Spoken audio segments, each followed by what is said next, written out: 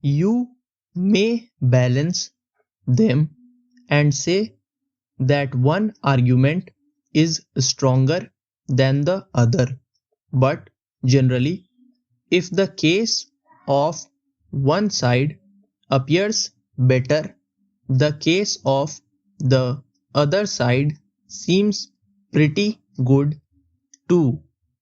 Maps and census figures have become the fashion now. Are we to weigh in a balance how many individuals speak one language and how many speak another? It will lead to all kinds of fantastic situations. I submit that we must consider this matter separately from the question of language. Of course, all the great languages of India which are mentioned in the constitution have to be developed. I would go to a step further and say that even those in the northeast frontier area and elsewhere ought to be developed further. The development of one language should not be and cannot be at the expense of the other. I am convinced that the development of any one of the great languages of India helps the development of the other languages.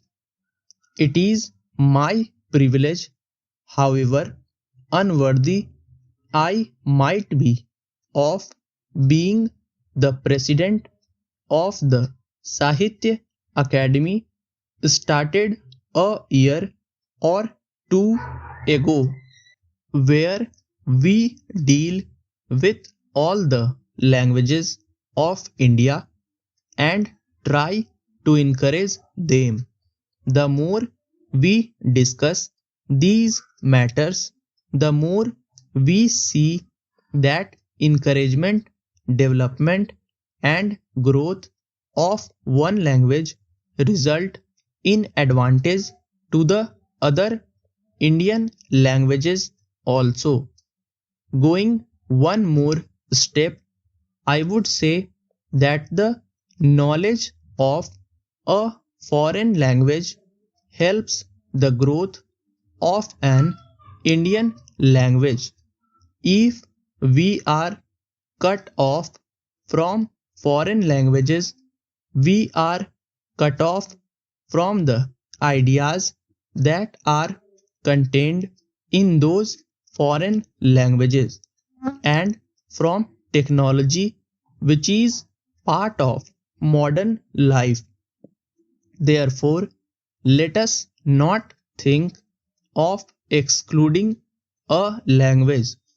Quite frankly, I do not understand the way some people are afraid of the Urdu language.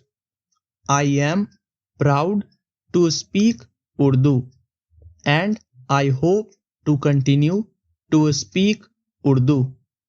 I just do not understand why in any state in India people should consider Urdu a foreign language or something which invades their own domain. Urdu is a language mentioned in our constitution. I object to any narrow mindedness in regard to Urdu. It is no use dragging philology into these language controversies. Take the Punjabi language.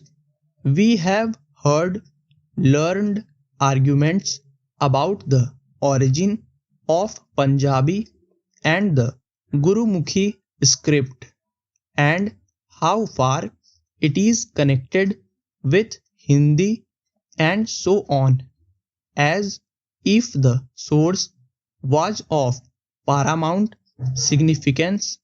What matters is what people do today. Let scholars go into the past of Gurumukhi and Hindi. If people in the Punjab or elsewhere wish to use it, let them use para. Subscribe the channel for regular shorthand and stenography videos.